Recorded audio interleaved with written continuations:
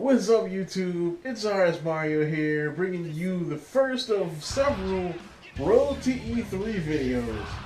Alright, so the Road to E3 has started with a bang. It's officially time to get on that road to E3. And it couldn't start any better than Civilization 6. I thought it was going to be kind of a slow week, which is why I was going to start working on my Road to E3 videos, which are basically a series of videos I do leading into E3, where I talk about several things that may or may not be at E3, and I do some predictions on what's going to happen in all the various conferences and all that kind of stuff. But for some reason they decided, oh no, let's kick things up. Let's drop another bombshell, like Battlefield 1, all the Pokemon info, well, maybe not exactly Call of Duty, but kind of, sort of. I'm not a hipster. I don't completely hate Call of Duty. And tons of other stuff that have been dropping in recent weeks. They say, hey, let's drop Civilization 6. Ah, goodness. Now, you guys, one thing you may not know about me is I'm a huge Civilization fan. I've clocked in about 2,000 hours on Civilization 5 since it came out back in 2010, I think. So I was just thinking it was about time we got another Civilization game. And we did. And it comes out this year. Hopefully it doesn't get delayed or something. But yeah, October 21st we'll be getting Civilization 6. So let's kind of analyze this a little bit. So they did send out some information and some screenshots were released. So as far as information goes, they're gonna expand the way you have cities. So if you ever played Civilization 5, you know you build a city and that's kind of about it. The cities are kind of round. They're kind of like normal-ish, and they all kind of look the same depending on what buildings you have in it. Now cities are going to expand outward. So they have this new thing called districts, which is basically kind of expanding on the improvements. You know, tile improvements, kind of like lumber mills or pastures, things like that. Districts will expand upon that mechanic by adding in the actual buildings you put in the city. So say you build a library or a university, something sciencey, some science building. That will be the science district of your town, and you will be able to put that in a specific, space around your city. So you'll actually be able to see the university, the marketplace, and we'll see some more of that in the screenshots in a minute. Another thing they've expanded upon is diplomacy, which is good because diplomacy in Civ 5 was, especially compared to Civ 4, which had awesome diplomacy. They also said they were going to expand upon research and how research works. So basically, research does not just depend on how much science you have to get text faster. Now, research will be based on not just how much science you have, but also your terrain. So if you are by an ocean or by some kind of large water source, you're more likely to get water-based text faster. So you'll get to things like sailing and optics a lot faster than you would if, say, you were in ground. If you're on if you're from like a flatland, like grasslands, you're more likely to get farming text and animal-based text, especially if there's animals around you. So things like animal husbandry, trapping, horseback riding you'll get those texts faster because you're on an open plain and you're by animals. So these things, it's more organic, because you would think that somebody who's by the water would want sailing faster, or would naturally know how to sail better than someone who isn't. Another thing about the terrain is terrain also affects the effectiveness of building. So, like, say you build your science district by a mountain.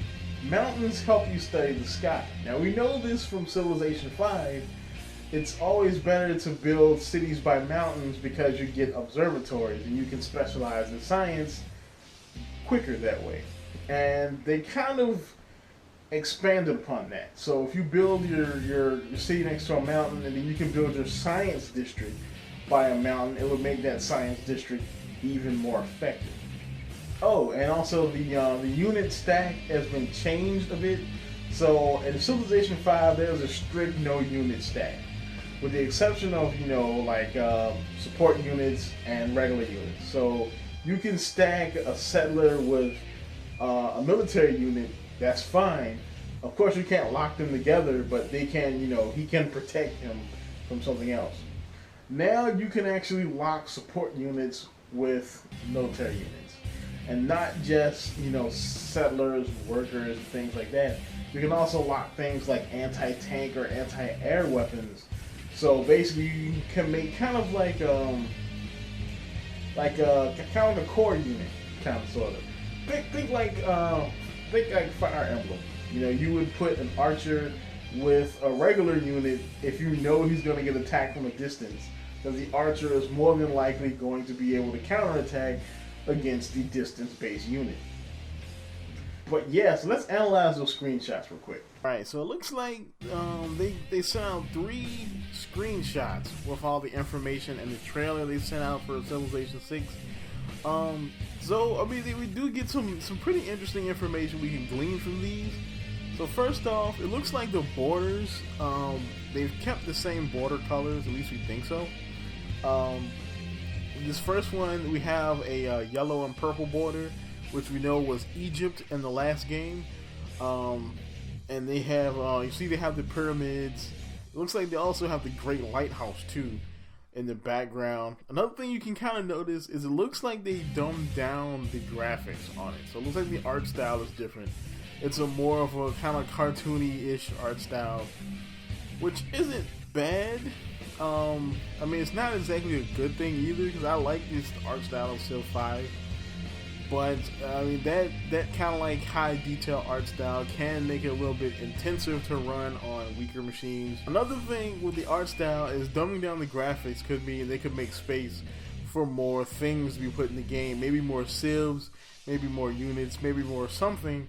But definitely, it's definitely a change that could be good or bad.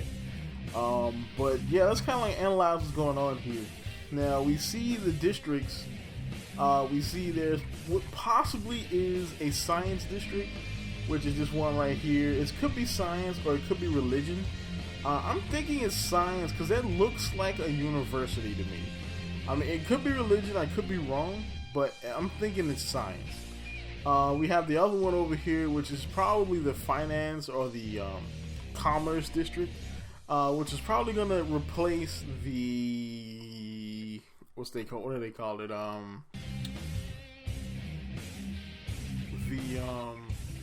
The trading post. It's going to replace the trading post. And it's also going to be the market. So the market, when you build a market, you can put it right there instead of just having the market in your city. Another thing is pyramids will also, great wonders will also take up places on the map. So you actually have to find a place to put the pyramids. So you can't just build the pyramids. There has to be a specific spot to put them. We also see here it could be either this is a lumber mill replacement or some other type of district. I'm not quite sure what it is. We see there's horses on the map. The resources, we have horses. I'm not quite sure what this is on the right side. It could be a resource, or it could just be plants. We've got what looks like some kind of mine, possibly gems. Maybe it's silver, but I'm thinking it's probably gems. There's farms, so farms are back, and you see the farms are also by the commerce district, so maybe it's also involving food too. You see that there's some boats in the background. There's probably fishing boats because it looks like there's crab or something over there.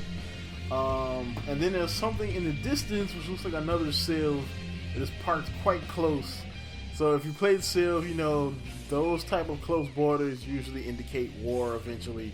Unless there's somebody cool. If it's a cool Civ, then it's okay. It looks like that's Portugal. So yeah. The next screenshot we have looks like it's of Japan, and those buildings look awfully Asian. So it looks like this is probably Japan. They also have one interesting thing here. They have ethnic units. That is cool. Now, ethnic units is something that you can get in Civ 5, but you had to get it with a mod. So you can't get ethnic units. At least I don't think so. It's been so long since I've played vanilla Civ, or Civ without mods, basically. I'm not quite sure if they updated that or not. I know they have ethnic buildings, but I don't know if they have ethnic units. But now it looks like they do. Civ 6 has ethnic units. And you see here some more districts. There's another one back there. I'm not sure what that is.